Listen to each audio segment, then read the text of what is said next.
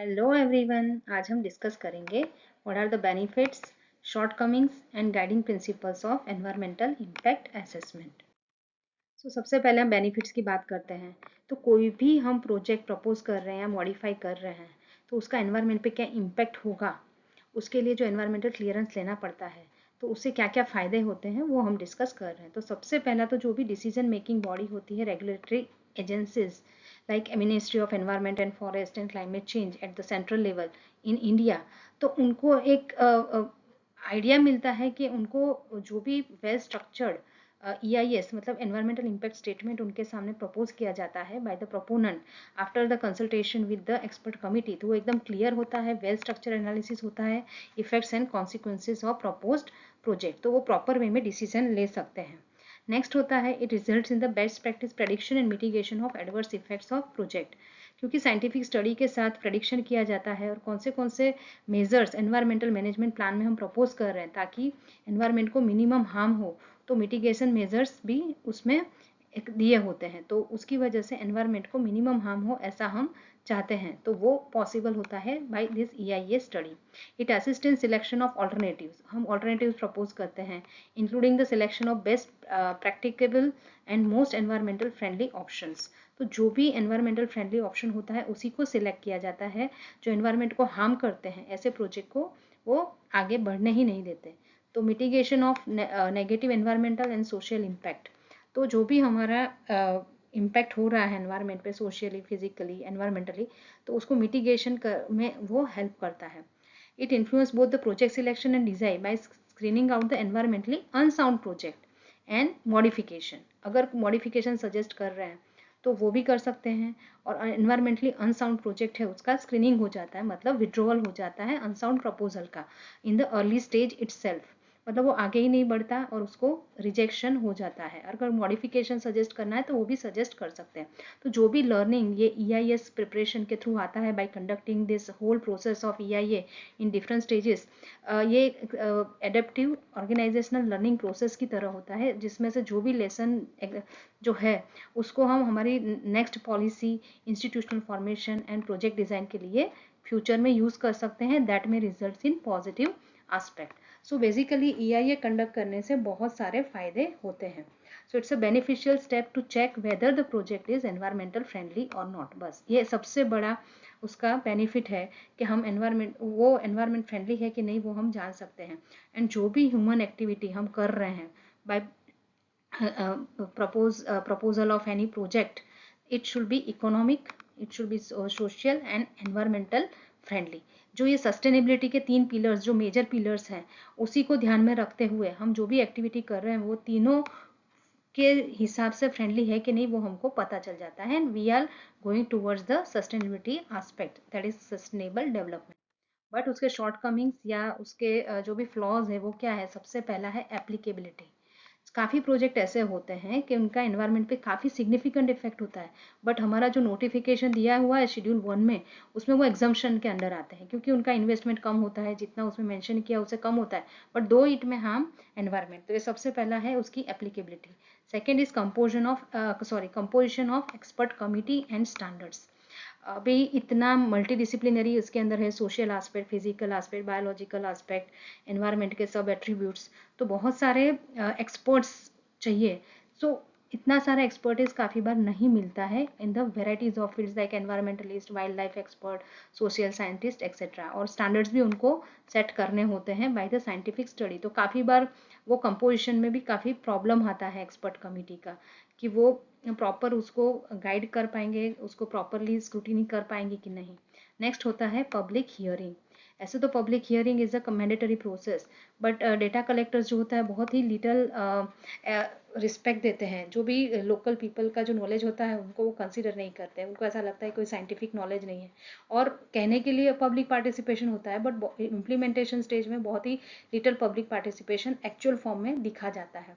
सो जो भी हमारे काफ़ी ऐसे प्रोजेक्ट होते हैं जो एनवायरमेंटल एंड सोशल इम्पैक्ट हो सकता है, लेकिन उसको मैंडेटरी पब्लिक हियरिंग में से भी एक्सक्लूड कर दिया गया है। अभी जो नया ड्राफ्ट नोटिफिकेशन आया है 2020 का, उसमें काफ़ी कुछ लिबर्टी दी गई है।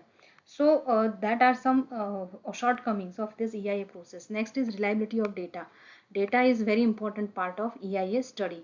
सो काफ़ी बार वो इतने रिलायबल भी नहीं होते हैं, साइंटिफिक एनालिसिस ही किया होता है, काफ़ी बार उसमें कुछ फ्लॉज होते हैं, कुछ उसमें ऐसा डेटा होता है जो प्रॉपर नहीं होते हैं, वो प्रेडिक्शन किया जाता है, उसके जो मेथड्स होते हैं वो सब कितना रिलायबल है वो कोई जानता नहीं है।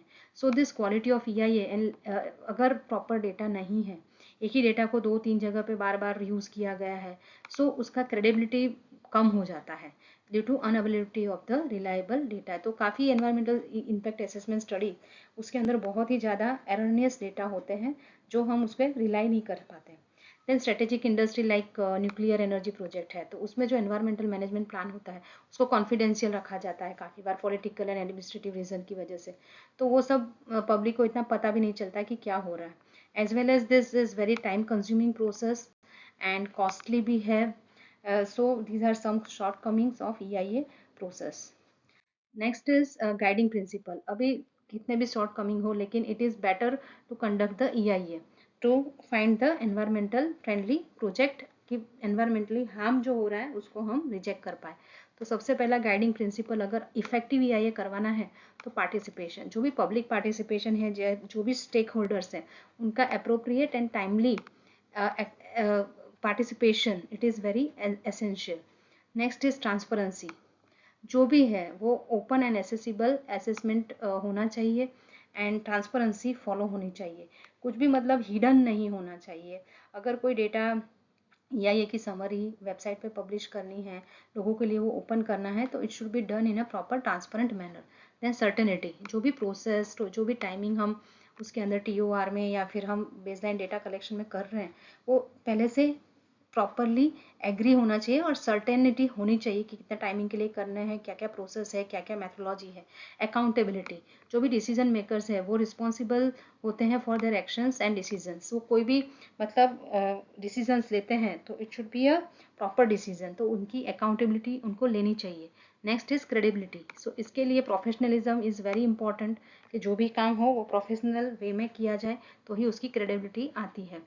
नेक्स्ट इज कॉस्ट इफेक्टिवनेस, जो भी एनवायरमेंट प्रोटेक्शन है, it should B it should have least impact on the society. So society या जो भी एनवायरमेंट है उस पर मिनिमम कॉस्ट पे उसको करना है और एनवायरमेंट का प्रोटेक्शन ही करना है। मतलब एनवायरमेंट को हार्म करके हमको कोई भी प्रोजेक्ट आगे पास नहीं होने देना है। Flexibility, so flexibility is also important aspect, कि टाइमली उसके अंदर कोई प्रपोजल है तो डिसीजन लेने से पहले अगर उसमें कुछ चेंजेस करने हैं कुछ, तो वो सब भी कर सकते हैं। Next is practicality. सो जो भी डिसीजन लिया जाता है उसके information and output, it should be readily usable for the decision making and planning purpose for the particular project as well as for the future guidance. So कितने भी flaws हो या कितने भी मतलब हमने EIA कंडक्ट करवाया, कुछ रिलायबल डेटा नहीं भी है, तो भी overall this EIA is applied internationally as a preventive environmental management tool. मतलब एनवायरमेंट को बचाने के लिए ही हम काम कर रहे हैं।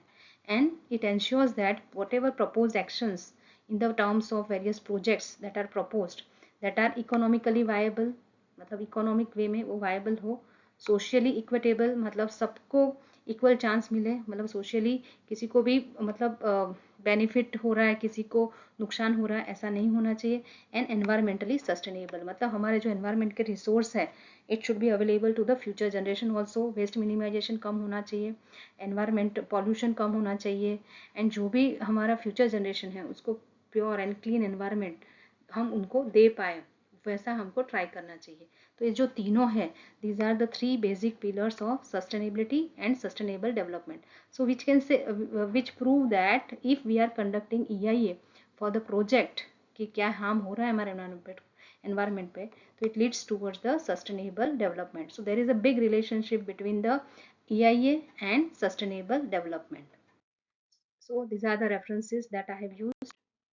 सो आई होप दैट ये लेक्चर आपको अच्छा लगा होगा, आपको यूज़फुल लगा होगा, तो प्लीज़ लाइक करें, share with other students also, comment भी कर सकते हैं, and please subscribe my channel अगर आपने नहीं की है तो। Thank you.